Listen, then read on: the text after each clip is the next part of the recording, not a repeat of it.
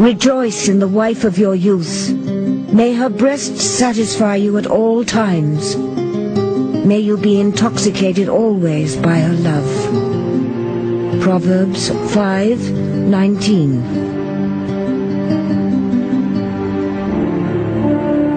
In the Hebrew Bible, marriage, like sexuality, is a gift from God, the Creator. But did romantic love, as we think of it today, play a part in the marriages of ancient Israel?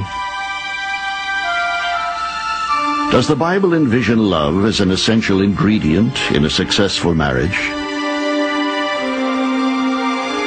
One example of a marriage characterized in the Bible as ideal was apparently not based on love at all.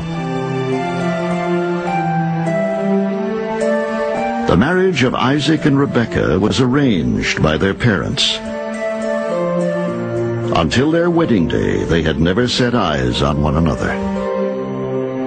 It was not uncommon in the ancient world to marry someone and then come to love them, because marriage was so much of a social contract. It was so much about the building blocks of society.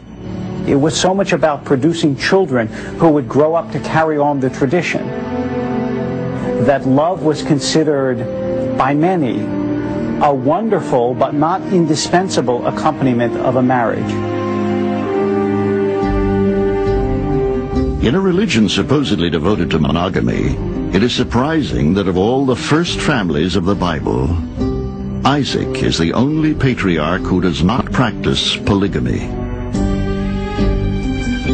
But how many wives is a man allowed to have? King Solomon had 300 wives and 700 concubines.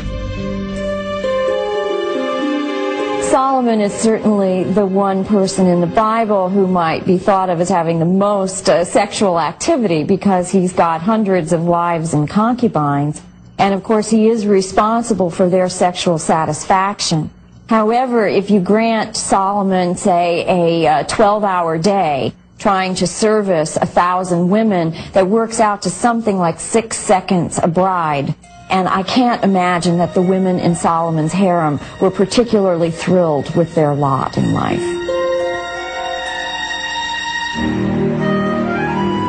In this male-oriented society, it is perhaps surprising that women were allowed definite sexual rights.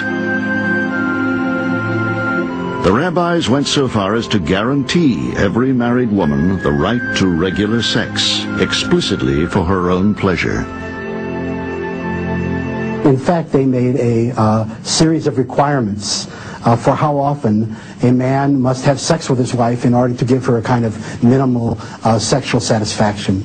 And these requirements in the Talmud, which are stated in the Talmud, are based on a man's occupation. If you're a sailor and you're not home very often, you're only required to sleep with her once every 6 months. If you're a scholar who tend to be home pretty often, then at least once a week. If you're unemployed, then the requirement is every day. Ironically, although adultery was forbidden, men were allowed to have sex with other women. For if a wife was unable to bear children, it was acceptable for her to give a concubine to her husband, to be used as a surrogate mother. Were these concubines similar to modern-day prostitutes? Biblical concubines should not be viewed in the standard Western mode as something like a mistress or a woman who is just there to be sexually exploited. Biblical concubines are actually co-wives. They bear children to their husband, and they should be viewed as true wives, not as party girls. The drama of the barren woman is at the heart of perhaps the greatest love story in the Bible. It is the story of Jacob and his 2 wives, Rachel and Leah. Now Laban had 2 daughters. The name of the elder was Leah, and the name of the younger was Rachel. Jacob loved Rachel, so he said, I will serve you 7 years for your younger daughter, Rachel. Genesis 29:16.